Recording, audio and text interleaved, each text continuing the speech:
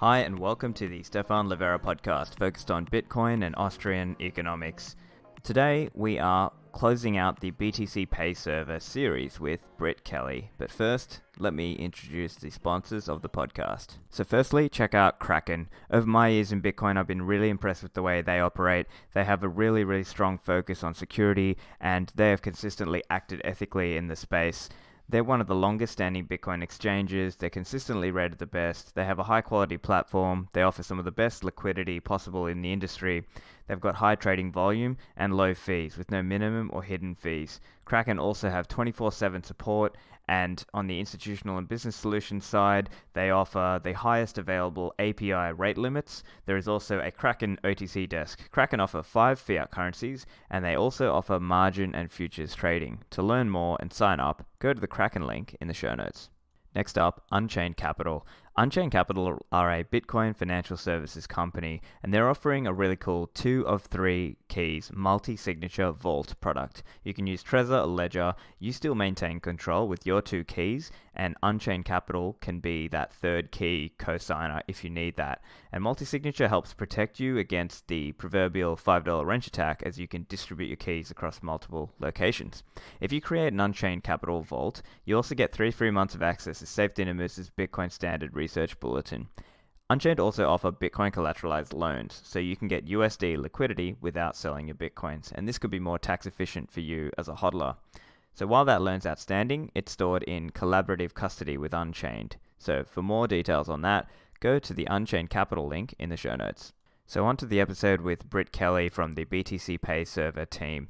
Britt is particularly well known for her work on the documentation and translation components of BTCPayServer. I hope you enjoy this interview. Britt, welcome to the show. Hi, thanks for having me. So I'm really keen to talk to you about how you got into Bitcoin and how you got into BTCPayServer, because I've seen you've been doing some really impressive stuff. Let's hear a little of your story.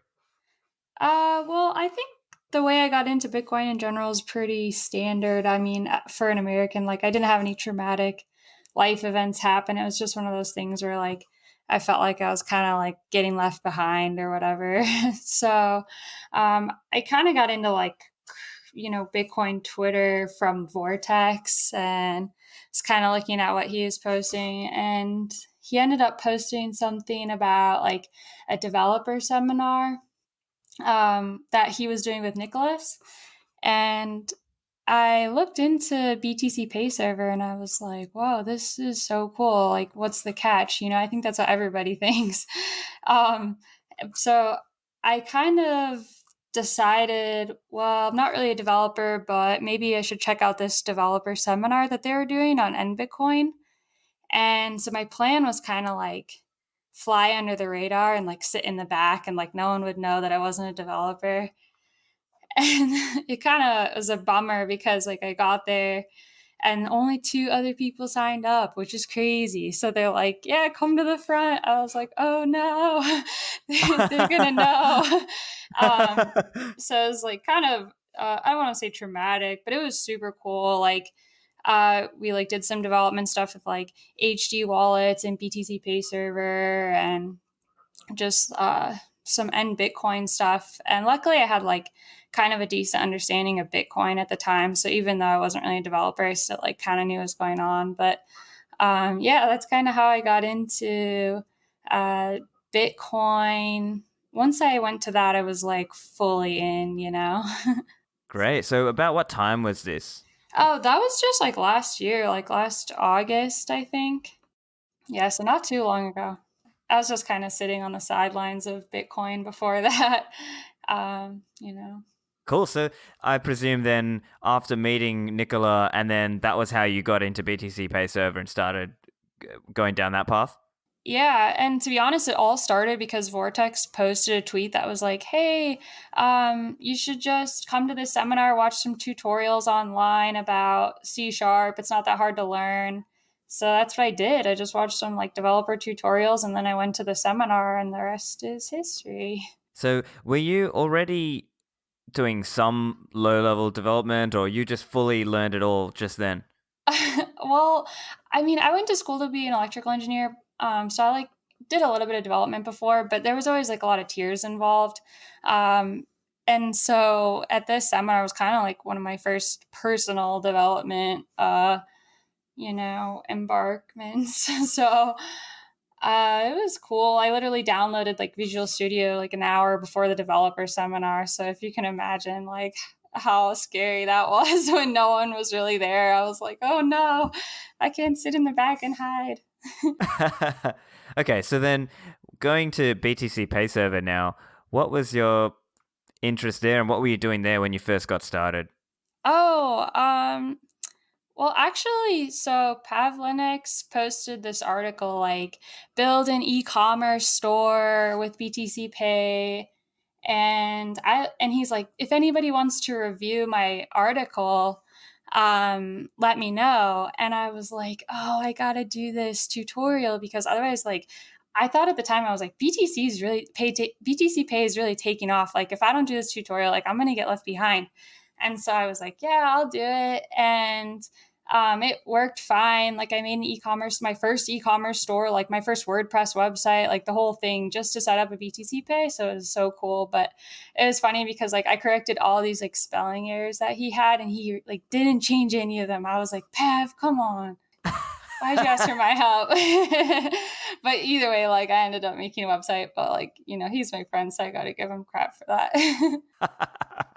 Okay, and then so what was next for you in BTCPayServer? Oh, so then after that, I kind of was, hanging out in the chats, kind of just like lurking around, like wishing I knew answers to anyone's questions, but I really didn't. I was just like, I started BTC Pay like server. I have an instance, but I didn't really know anything about it. And someone asked about doing a translation, and I was like, oh, that's a good idea. I should do that. And I speak some Spanish, so I was thinking like, oh, I should do the Spanish translation of the invoice.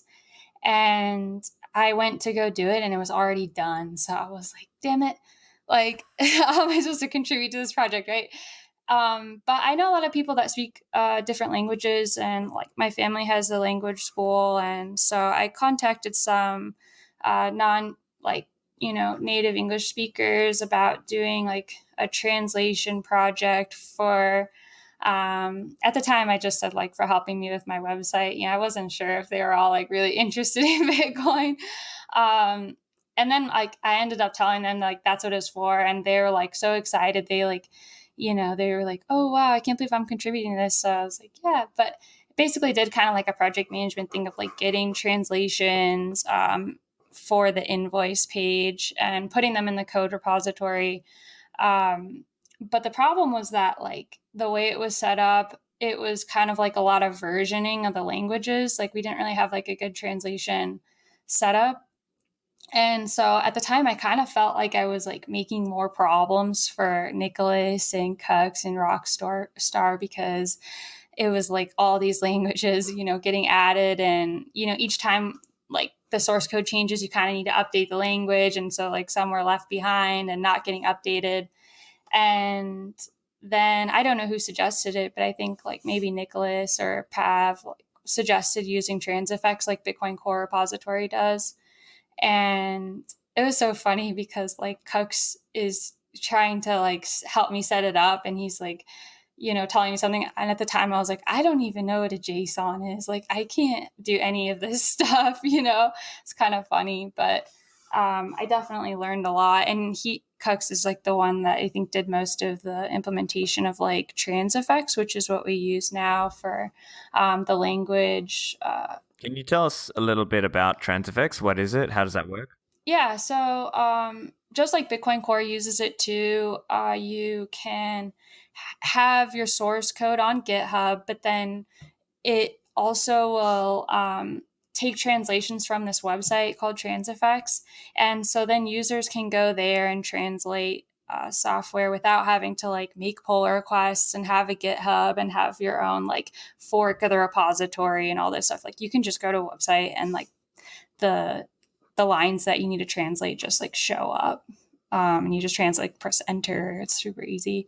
And then Nicholas like developed some cool tooling, so it like pulls it automatically, so that they get updated like really quickly. You don't have to wait like a long time after you do your translation for it to show up in BTC Pay. Yeah, this is a great example because it shows that you don't actually have to be a developer to contribute. And Yeah. so there's lots of ways that you have been contributing even without doing direct development. Yeah, the actually kind of funny thing is that I went to like an Andreas like talk before this whole translation idea that I had, and one of his big things was that he was like, "Look, we got to get more of this Bitcoin stuff like in other languages. Like, it cannot all just be in English. Like that, it's never going to be. The people who need to use it are in other countries other than just English speaking countries. Like, if we want full adoption, we need to get this stuff in more languages." And so that's when I was like, oh, okay, maybe I can try to do that, because I knew a lot of people like that spoke other languages, and I just felt like it needed like some coordination in a way. So yeah, like there's tons of stuff you can do without being a developer. Like that's one of them. Documentation too. So let's talk about how you manage that process then of translations. Do you farm it out to certain individuals who you know, or is it more just like a volunteer system? And then is there some kind of review of that? How does it work? Well, now that it's really pretty well set up in Transifex, it's basically all automated at this point. We update the source code on Transifex, and then anyone who's been a previous translator can subscribe to any of those changes, and they'll get like an alert saying they have new like strings to translate. But basically, if someone is not a contributor yet, it's just open to anyone. I guess a lot of people use Transifex kind of in the way that some people use GitHub, like kind of like doing daily activity and getting like points for it. So if you're like a translator, you can use Transifex kind of as like a tool to get like kind of like open source contribution stuff. So it's really open to anyone. When there's a lot of people for one language, like Spanish, I think has quite a few translators. I think there's a few other languages too. I usually try to sort of give like a little bit of hierarchy in the languages. So like if you've been a contributor for a long time, you can review like the new translator's work and like change it or accept or deny, whatever. Because obviously, like I don't speak any like most of the languages, so I can't really say like who's right and wrong or who's better or not. It's kind of like whether or not you contribute regularly. Right. And how about documentation? Do you want to tell us a little of your involvement in that? Yeah, sure. I guess I kind of just gravitated towards the documentation because I'm a huge believer in like people taking the initiative to like learn new skills. Just because like that's how I've been in my career and in my life. Like if you want to do something, like it just takes time to do it, but it definitely helps when other people can like give you guidance. And that's one of the nice things about all these open source projects, is that people really give a lot of their time and effort, and documenting it is like a huge part of that. And I really was inspired by a lot of the documenting that Pavlinix did, who's also a BTCPay contributor. And he's written some great articles. He's made a ton of videos, and I've learned so much from him about like what a lot of things are. And personally, I'm not an expert in a lot of BTC related things like Docker and other stuff like that. And so just using it a lot, anytime you learn something, if you can contribute to like the documentation to help someone else, like you might as well just take the time to do it, because if you can teach someone and then they can teach someone, and then like we're all learning new stuff just by using this software. Like even if you're not a developer, you can still learn just by using software and like looking up problems. So, what are some good examples then for the listener who might not be so familiar with BTC Pay Server? Of just things you can kind of learn from BTC Pay and the documentation. Yeah, so an example might be what process might need to get documented. So the process of loading up a new store, or the process of installing it. Yeah, definitely. So the thing about BTC Pay documentation is that because BTC Pay is really like a big software package. I mean, it's not like huge, in terms of like code base, but as far as functionality, you can really do a lot. Like you can have your own store, you can build your own apps, like the point of sale system or crowdfunding app. But you can also do a lot of things like use Ride the Lightning and other Lightning services. You can use your full node that's included with BTCPay to connect to other services. There's just really quite a lot you can do, and documenting some of the features is super important. Like my favorite feature personally is payment requests. I think it's one of the biggest underrated features of BTCPay that Cook's developed. It's basically long-lived invoices. So if someone needs to pay you, you can send them an invoice and they can pay it later on. So instead of sending someone just like an address or a QR code, you can actually send someone an invoice or just like a link essentially, and they can open that later and it will use like the current conversion rates. You don't have to do this like back and forth of like, what's the price now? What was the price then? Like it will just keep automatically updating to like the price now. And it's really a cool feature, but kind of underrated. So documenting stuff like that, where it's kind of like BTCPayServer, like nerdy stuff, but I think it's really cool and really helpful for people, just like documenting it so people can see like, oh, I don't need to have an e-commerce store for this to be helpful. Another good example is like, you can make a tips link page, just like a single page with like a tips button for your Twitter or whatever. You can do that with BTCPay in about 5 minutes. It's super easy. And it's just a simple point of sale system with just one button. And so I think a lot of people would use that if they knew how easy it was to make. So it's just, getting things out there in a way that isn't so scary. Like it's really easy. You don't need to be like having a full-fledged e-commerce store to use so many of the services. Some of that may be a generational gap as well. I notice sometimes, a quick example, even when I'm trying to teach my parents something, they might be a bit more afraid that they're going to break it. Whereas with some of these things, it's more like you just have to play around with them until you get comfortable with how to do it. Yeah, definitely. I think that some UX development in terms of BTCPay could be a little bit helpful. I think that it's definitely kind of geared towards people who are used to using like e-commerce software or like even more Bitcoin related software. Like you have to set up your wallet.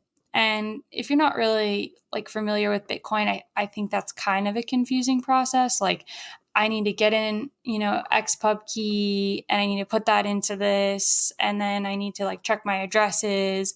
If I do that, then then everything is set up. Like that's kind of the major thing that you need to do. And I think that's definitely a kind of abstract concept if you're really not used to using any like Bitcoin e-commerce, tools.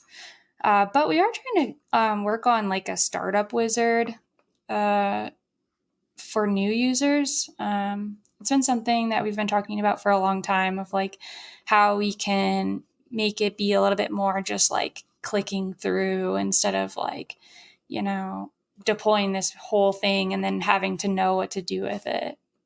Right, because right now it might be seen like hardcore Bitcoiners know what BTCPayServer is. They may not have used it, but if their friend who wants to set up a store came to ask them, they could probably figure it out just because they sort of understand Bitcoin, they know what an XPub is, that kind of thing. But I suppose for us, for those of us who are trying to help more and more newbies come in, then it's a question of how do they get the right resource. If you're not a Bitcoiner, if you're just trying to set up your own shop to take Bitcoin payment, how do they learn? Yeah, definitely creating like the Gitbook.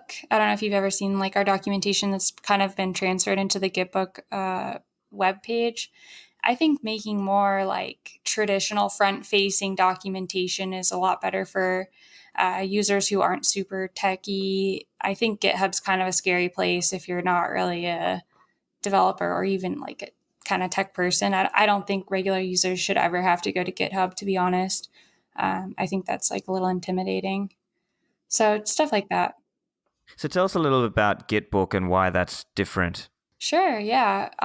It just looks like more like a regular website. Like everything is, you know, kind of behind the scenes on GitHub, but it comes through onto this website that looks like a regular website, and it's colorful. It doesn't have like view the README repo doc something something. It's a lot more smooth and looks a lot more similar to what people are expecting when you look up documentation and you think like, is this real or is this like a scam or something? Like, I think the more similar your documentation can be, and your resources for the software, the better off you'll be at having like people want to accept it as like something legitimate, like a legitimate operation. Right, because it looks a little bit professional. There's, a few images. There's a bit of a color scheme that's Yeah, aligned with the normal BTCPayServer website. So just for the listeners, this is where if you go to docs.btcpayserver.org, correct? correct. Yeah, and so if you go through there, you can see up the top they've got use case, walkthrough, getting started, BTC Pay versus other processes, and try it out. Do you want to just talk to some of those and how that might help a new merchant get started? Sure. We try to do the documentation in a way that gives kind of like calls to action. So we have like, choosing the deployment method. That's kind of the first step once you're ready to get started. But the basics is shown there. And that's kind of like, why should I choose BTC Pay? Or like, what are the use cases? How does it work? Even just trying it out, like you don't have to deploy a server. I know that like BTCPayServer sounds like you need to like buy a server and put it in a server rack or something. Like that's not true at all. You can just use demo servers that are that BTC Pay offers, and you can visit those there and you can see just like the services, what it's like. You can test the interfaces. You can create a crowdfunding app and see how everything is. But then below that, it's kind of like the calls to action about like, how do you deploy it? And then once you've deployed it, what can you do with it? And then there's sections for integrations, like how can I connect it to my e-commerce site if I have one? Like if you have a WordPress website, it's really easy. There's a BTC Pay WooCommerce plugin. And yeah, there's also stuff on development too. BTC Pay is really good if you're interested in Bitcoin development or even sort of like application development. Um, it's definitely something that's good for learning because there's like a really good testing environment. You can run it in testnet or on regtest. And we've been trying to improve our development documentation.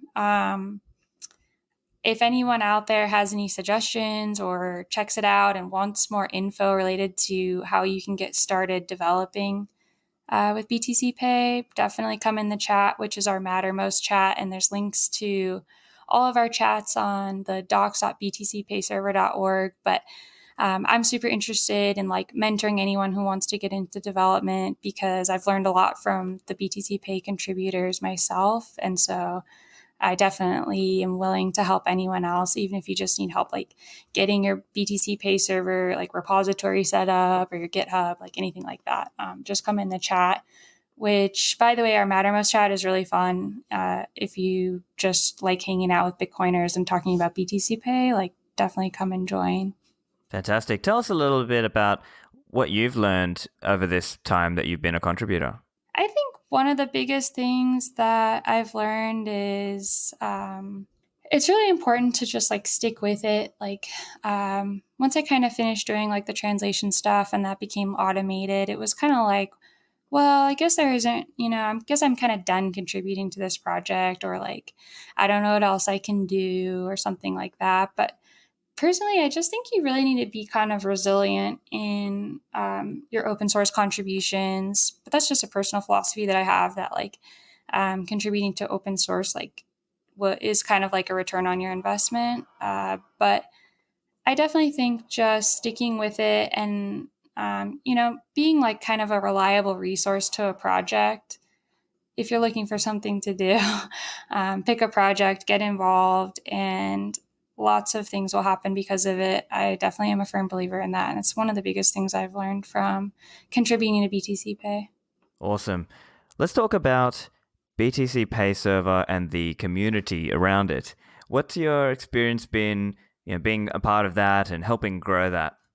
Well, personally, I like to really try hard to sort of create a community environment with BTCPay. I mean, everyone's doing that naturally, but since I'm not really like a hardcore developer, part of what my contribution is, at least from my perspective, is really trying to make sure that the community is inclusive and when new members come in, welcoming them. And a lot of times new members will come and ask a lot of the same questions.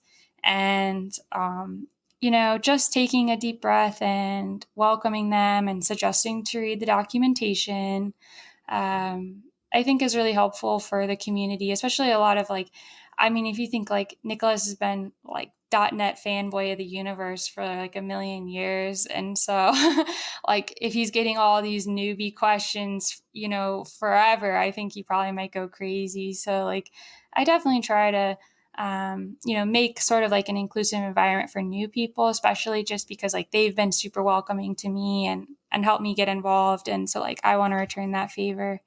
But also as a community, like we're all really good friends and, we all basically, we don't spend time together because we work, remote in chats and stuff, but we're definitely all like really supportive of each other. And we're really excited when anyone, contributes something that, obviously took a lot of time and effort. It's really exciting for everyone because we all feel like we're kind of a part of the BTCPay team, even if you're just like a merchant.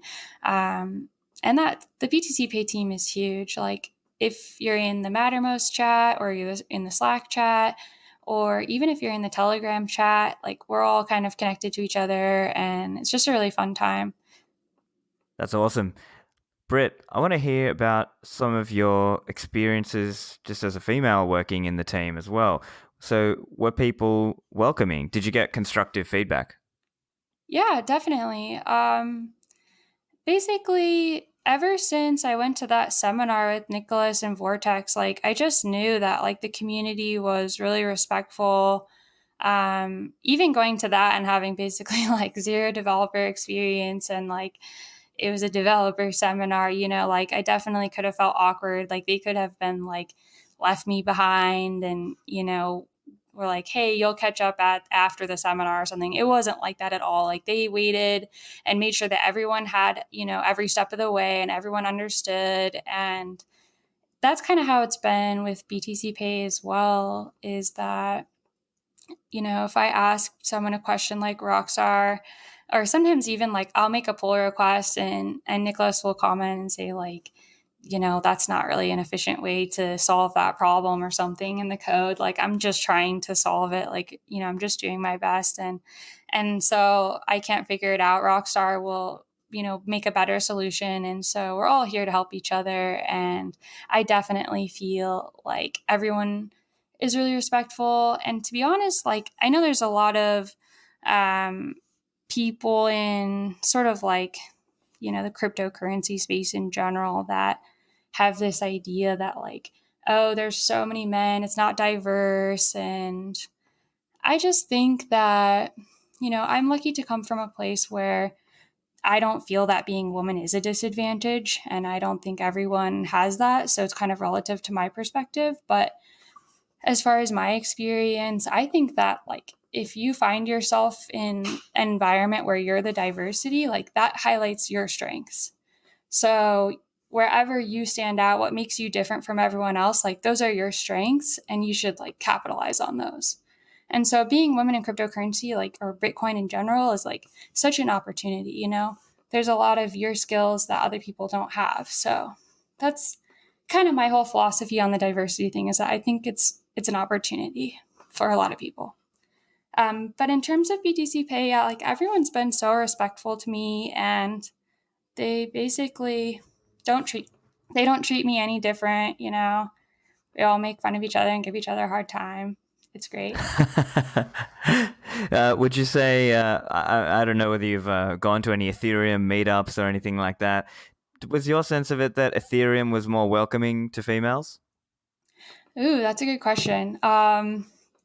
I don't know if I'm really like qualified to answer how the lady ether people are feeling, but I did go to an Ethereum meetup kind of by accident once. I tried to go to like an Andreas meetup here where I live, and it was kind of funny because everyone had like these colorful shirts on and these like little bracelets, and I knew right away that like something was off. Like I went in and it was like such a young crowd. Like normally Bitcoin, meetups kind of like a little older crowd. And I was like one of the oldest people there. I was like, oh wow. So something was off. And yeah, they kept saying like, they kept saying like, are you going to ETH Denver? Are you going to ETH Denver? I was like, eat Denver? Like what? I couldn't understand them. And then I figured that there was like, apparently there's a huge Ethereum conference. I said no. But once they kind of figured out that I was like a little bit of an insurgent, like they were pretty nice, they were like telling me some stuff about like some crazy stuff about Ethereum that like I don't know anything about Ethereum, and it's just really interesting. So they were pretty welcoming to me too, for sure. Um, they had a lot of questions about Nicholas mostly. They're like, what's it like to work with Nicholas? I'm like, I don't know. Like, he's on the internet. It's like, it's how we all are. So I think in general, in a lot of tech environments that I've been a part of, um, I've had a great experience, to be honest. Yeah, that's great. What about this idea of, people online, many people speak of Bitcoin as a meritocratic culture. Do you see any sort of contrast or alignment with the inclusivity idea there? Yeah, I think it kind of depends on your perspective of whether or not contributing to open source provides value to you. In terms of like a meritocracy being like whether or not what you are doing gives you merit so that you can have, sort of like a hierarchy of individuals in the organization. I definitely think that depends on each person's relative perspective of the value that's returned from that open source contribution. Whereas a lot of people, like you can see it in the BTC Pay chats, like people will come in all the time and they'll say things like, I'm a little worried that BTC Pay is free. This is like a big one that comes up with like, what's the catch? Like, I'm worried about you guys. Like, you need to start charging. And we're always like, why? And they're like, well, you can't just volunteer forever. And we're all like, why not? And so I think that like there's sort of a spectrum of um, like people's ability to perceive value being gained from open source contributions. I don't think that's like set in stone. It's not like you'll always be like that. But I certainly think that when you're just getting into like open source space, you sort of don't really understand like the value that you can get from contributing. And once you are getting involved in a lot of open source projects, you realize that, the things that you learn, the opportunities that you get from kind of like networking, or even just like the skills that you learn of working on a project. It could be anything. I definitely think that if you keep trying and you keep working at a project over time, um, basically you and your peers sort of like recognize collectively who should receive more merit in the project or whatever, it becomes apparent. It's definitely like, you know, kind of like red hat philosophy of like, instead of this like corporate hierarchy, like separation of knowledge, like only the people at the top know the most, and then below that they only know somewhat, and below that they only know somewhat. And so then that hierarchy of information being shared, it sort of creates this environment where like certain people aren't able to, make choices about the organization because they don't have the big picture. But in an open source, like an open model, community style, like development culture, it's really clear. Like, it's pretty clear if someone can do something, they should do it. And it's just a lot easier when people can kind of self-identify the problems that they want to solve and the tasks that they want to work on. And I think that in general, that meritocracy sort of just happens naturally. Excellent answer. I'm also curious around your earlier comment about sustainability, right? So you were saying that some people come in the chat and they say, "Oh, hang on, how can you guys keep doing this?" Do you have any comments around the sustainability of BTCPayServer and the team and the people working on it? Yeah, absolutely. So I guess in terms of sustainability, normally there's kind of like three parts to just any sustainable organization. Usually that's like, the environment, the equity, so like the people involved, and also like the economics. So obviously economics is a huge factor in like the sustainability of an organization. But I think that in terms of BTC Pay, we just have this idea that we're building these tools because we need them and we're using them. This is like kind of the whole dog fooding philosophy. And so, this idea of like the economics of sustainability in terms of this organization, I think kind of is not necessarily in terms of, currency being taken in by the organization. It's more or less the contributors are getting paid in the value that they receive from contributing to the organization. And so the organization as a whole, I think, could certainly benefit from having more donations and more capital for sure.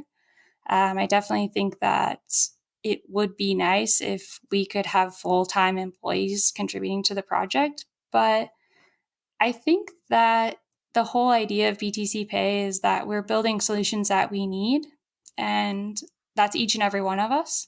Whether you're just a merchant who installed BTC Pay, and you're using it on your website, from that kind of person all the way to, core developers, like everyone's using it just because they need it. And personally, I don't necessarily think that people who are contributing to the project are doing it because they're expecting like a financial return on their investment. And in a lot of ways, there's kind of this idea in Bitcoin of like, what are you doing every single day to make the value of Bitcoin increase? Like, sure, you can hold Bitcoin for sure. That's helping, definitely. But like, besides that, like, what are you doing every single day to make your own investment be worth more money? And contributing to open source projects, contributing to the community, contributing to the network by building tools, helping teach others, whether you're writing books, whatever it is, that's the real like return on your investment. And as soon as, BTC Pay is more widely used, I definitely think that there's an opportunity for there to be more of like a service-oriented aspect to BTC Pay. But in terms of sustainability, I think that the contributors are all contributing just because there is enough value just contributing because we're all using the software. And a lot of people are just using it to learn. Like myself, I basically got into it just to learn about how to be a developer, to learn more about Bitcoin. There's actually really cool kind of like development tools you can use where you can like pay a transaction to yourself using like the command line. Pretty easy to set up, and you can see the transaction gets approved, and it goes like in a small mini network that you build, so you can mine your own block and then send up money from that mining to your own self. It's really cool. Like if you want to learn more about like how transactions work behind the scenes, it's definitely a great way to learn about Bitcoin. Transactions are like, I don't want to say it's like the bread and butter of Bitcoin, but it's definitely a way to kind of like zoom in on what's happening in the Bitcoin network from like a node perspective. Excellent. So I think there's a lot there. We can talk about the ways in which you can learn more about Bitcoin and also the ways in which you can contribute to some sort of project, whether that's an educational one, whether that's, coding itself. Let's talk a little bit about contribution to BTCPayServer, and from your point of view, let's say there's a listener now and they're interested to try and be a part of BTCPayServer. What should their next steps be? Well, first, I suggest looking at the documentation, docs.btcpayserver.org. Definitely looking at the documentation. There's some good articles in there that aren't like just BTC Pay tech stuff. I wrote one article that is sort of like BTC Pay versus other payment processors. If you want to kind of just figure out like what BTC Pay is in terms of like comparison, kind of start there. There's definitely lots of good FAQ questions, like general questions. But if you know what BTC Pay is, like you've seen it on Twitter or whatever, like you kind of know, you're like, okay, this seems cool. I want to contribute, but I don't know what to do. Like we've all been there for sure. Just come into the chats and come in any channel and just let us know, like, hey, I want to contribute. Like Pav Linux has a job for you. Trust me, he's got like a whole list of things for anybody. he's like a really cool kind of like project manager person that I really look up to. And if you tell him or me, anyone in the chat, like just come in and we'll usually say like, well, what do you like to do? Like, what are you good at? What do you want to learn? Because there's just like a whole spectrum from like UX stuff. Like there's a channel just for UX and our website, like the btcpayserver.org website. If you are a web developer and you have ideas, like come in and let us know like how we can make the website look better, look more official.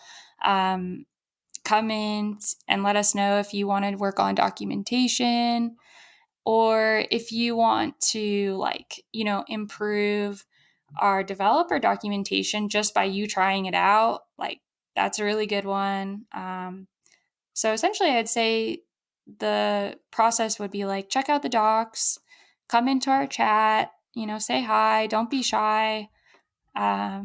Just let us know what you like to do and let us know like how you want to learn by using BTC Pay. And we're happy to help get anybody started. Excellent. And how about now, if somebody is listening now and they either want to set up the store, a BTC Pay server themselves for a store, or they've got a friend and they want to try and get their friend to use BTC Pay server. How do you have any tips for them? Yeah, definitely.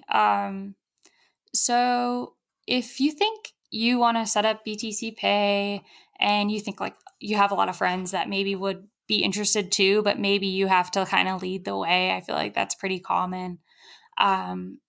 What you can actually do is you can set up a BTC Pay server, deploy it deploy it to the cloud. It's not that you don't need to have like physical stuff set up. It's pretty easy. Like we have a one-click setup. It's like $10 a month. And because you're the server owner, you can actually allow an unlimited number of other users, like your friends, to also create BTC Pay accounts on your server. So the only real functionality that they wouldn't be able to receive being on your server is that usually there's only one Lightning network node per server. So, but everything else, like the point of sale system, crowdfunding, the payment requests I was mentioning, you can do all that stuff using someone else's server, and it's really easy. And yeah, you can show your friends. It's similar to how we do the demo server, like on our website. Those demo servers, you can create an account on those. It's also similar to what we call third-party hosts. I know in Bitcoin we're like very anti-third party, so it's kind of like we're not sure like about that term. It doesn't sound the best, but it essentially means that there are some providers currently who we have listed on BTCPayServer website who provide or essentially allow users to register on their server. And mostly they're doing that out of the goodness of their heart to let people jumpstart the learning process of using BTC Pay. And if you get a chance and if you use any of the third-party hosts, like definitely consider making a donation to them for running a server on your behalf if you're using those services, because it's a huge help for new users to be able to just register and start using BTC Pay and not having to wait for the blockchain to sync on your own server. It takes about 2 days using our one-click, like the fast deployment method. And I guess we just clarify here that even if they are using a third-party host, they can still use a setup where they've got a hardware wallet with the private keys on it, and that server doesn't actually hold the keys. It's just using the node from that, right? Yeah, absolutely. So it's totally safe. There is actually a third-party host document in the documentation if you really want to see all the trade-offs. Obviously, there are some trade-offs. If you're not using your own full node, you always want to use your own full node. That's kind of the secret to life. But but it's totally safe. Yeah, great. And how would you just contrast the different deployment methods? So let's say I'm a new merchant. I don't know too much about Bitcoin. How should I think about the different deployment methods or options available to me? Sure. Okay. If you're new to BTCPayServer, I definitely recommend getting started with a third-party host. You can get set up in about 10, 20 minutes, depending on how easy it is for you to navigate your own wallet. It's really easy to set up, but if you're ready, like you are a merchant and you're ready to set it up for production, I definitely recommend checking out the Luna Node guide that is on the documentation. We have basically like install script set up, so you can just click a few buttons and everything will deploy. And that's the easiest way, in my opinion. If you really want to have like a lot more control, you can always use like the Azure deployment method. And there are other ways to deploy too. You can use like Google Cloud or AWS. So there's tons of different ways, but just take it one step at a time. Like the worst thing you can do is like get overwhelmed and think like, oh my gosh, I have to make this whole server. Like this is way too hard.